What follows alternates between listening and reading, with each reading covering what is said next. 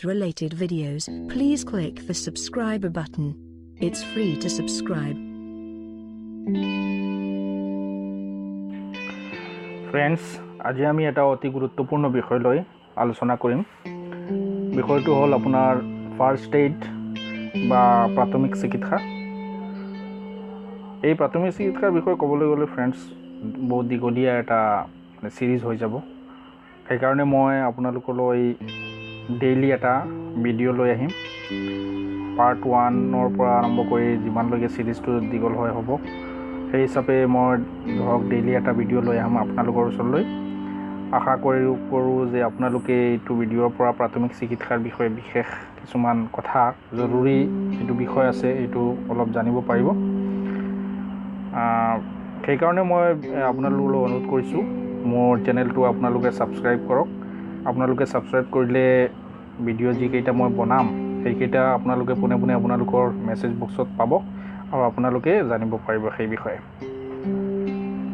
প্ৰাথমিক চিকিৎসা হ'ল ফ্ৰেণ্ড এটা বহুত গুৰুত্বপূৰ্ণ বিষয়।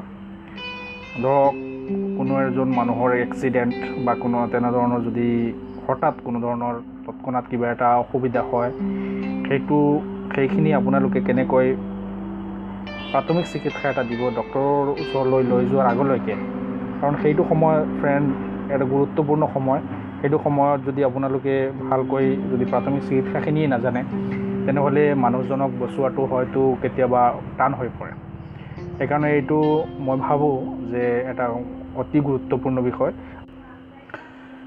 হেল্ল' ফ্ৰেণ্ডছ, মই ডক্টৰ আব্দুল্লাহ লস্কৰ আৰু আপোনালোকৰ স্বাগত কৰিছোঁ মোৰ আৰু আপোনালোকৰ নিজৰ চেনেল হেল্থ কেয়াৰ গুৰুজীত। এইটো এটা স্বাস্থ্য সম্পৰ্কীয় চেনেল হয়। আশা কৰোঁ যে আপোনালোকক মই যিকেইটা ভিডিঅ' আপলোড কৰোঁ সেইকেইটা ভাল লাগিব, আৰু যদি ভাল লাগে ছাবস্ক্ৰাইব কৰিব আৰু লাইক আৰু শ্বেয়াৰ কৰিব। প্ৰাথমিক চিকিৎসাটো কোনো এজন লোক যেতিয়া আঘাতপ্ৰাপ্ত হয় বা হঠাৎ অসুস্থ হৈ পৰে, তেওঁক চিকিৎসালয়লৈ নি চিকিৎসা প্ৰদান কৰালৈকে যিখিনি সময় পোৱা যায়, সেইখিনি সময় লোকজনৰ জীৱনৰ বাবে বৰ গুৰুত্বপূৰ্ণ আৰু সংকটপূৰ্ণ। ইয়াত কেইটামান প্ৰাথমিক চিকিৎসাৰ পৰামৰ্শ উল্লেখ কৰা হ'ল। এটা প্ৰাথমিক চিকিৎসাৰ সঁজুলি বাকচ থাকিব লাগে। ইয়াক সহজে পোৱা ঠাইত থ'ব লাগে। প্ৰয়োজনীয় সকলো সঁজুলি আৰু ঔষধ যাতে থাকে সেয়া সুনিশ্চিত কৰিব লাগে। সঁজুলি আৰু ঔষধৰে পূৰ্ণ এই প্ৰাথমিক চিকিৎসাৰ বাকচটো সৰু ল'ৰা ছোৱালীয়ে সহজে ঢুকি পোৱা ঠাইত থ'ব নালাগে। আক্ৰান্ত লোকজন সহায় কৰাৰ আগতে নিজে সুৰক্ষিত হৈ ল'ব লাগে। সামগ্ৰিকভাৱে পৰিস্থিতিটো অধ্যয়ন কৰি ল'ব লাগে। প্ৰয়োজনীয় ক্ষেত্ৰত আক্ৰান্ত ব্যক্তিৰ তেজ বা শৰীৰৰ পৰা নিৰ্গত হোৱা আন পদাৰ্থৰ স্পৰ্শলৈ নাহিবৰ বাবে ৰবৰৰ হাত মোজা পিন্ধি ল'ব লাগে। কোনো জৰুৰী অৱস্থাৰ সৃষ্টি হ'লে লক্ষ্য ৰাখিব লাগে যাতে লোকজন জিভাই মুখেৰে উশাহ লোৱাৰ পথ বন্ধ কৰি নিদিয়ে। এইটো এটা গুৰুত্বপূৰ্ণ বিষয়।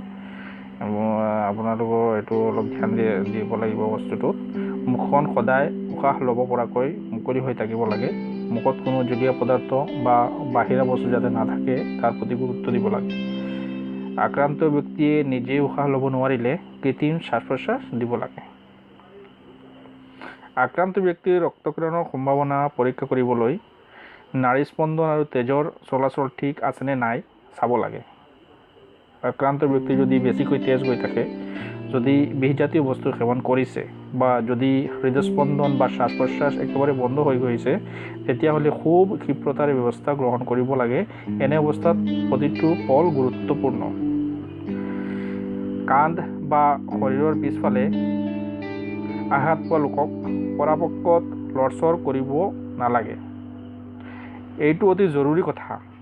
অৱশ্যে যদিহে তাতোকৈ বিপদজনক অৱস্থাৰ পৰা তেওঁক ৰক্ষা কৰাটো প্ৰয়োজনীয় হয়, তেন্তে কৰিব লাগিব।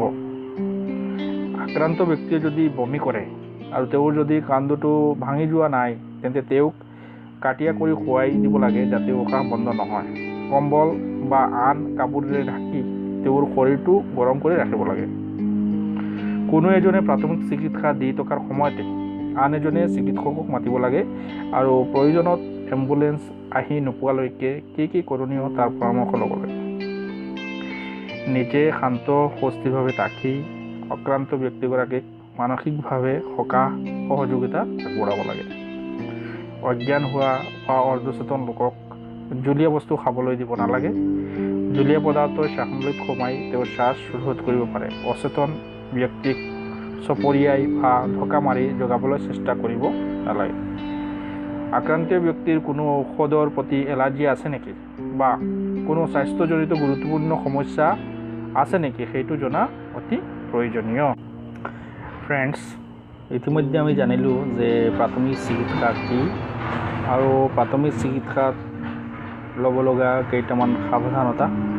এতিয়া আমি জানিম যে প্ৰাথমিক চিকিৎসা সঁজুলি বাকচ এইটো কি হয় আৰু এইটোত কি বস্তু, তাৰমানে ফাৰ্ষ্ট এইড বক্স যিটো হয় এইটো বক্সত কি বস্তু আপোনাৰ থাকিব লাগে। ফাৰ্ষ্ট এইড বক্স প্ৰাথমিক চিকিৎসা সঁজুলি বাকচ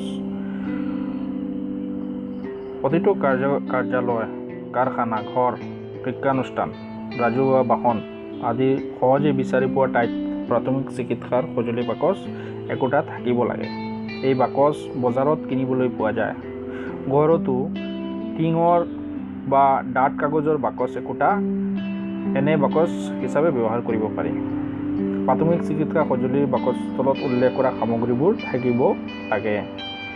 বিভিন্ন জোখৰ বীজাণুমুক্ত বেণ্ডেজ, আটাযুক্ত কিছুমান বেণ্ডেজ আছে, সেইকেইটা ধৰক আপোনাৰ বেণ্ডেডৰ নিচিনা বেণ্ডেড আছে উপলব্ধ আপোনাৰ ফাৰ্ষ্ট এইড আপোনাৰ এনেকুৱা বজাৰত আপুনি কিনিবলৈ পাব, 1 টকা 2 টকাত কিনিবলৈ পোৱা যায়। তেনেকুৱা কেইটামান বেণ্ডেজ আনি ৰাখিব বক্সটোত।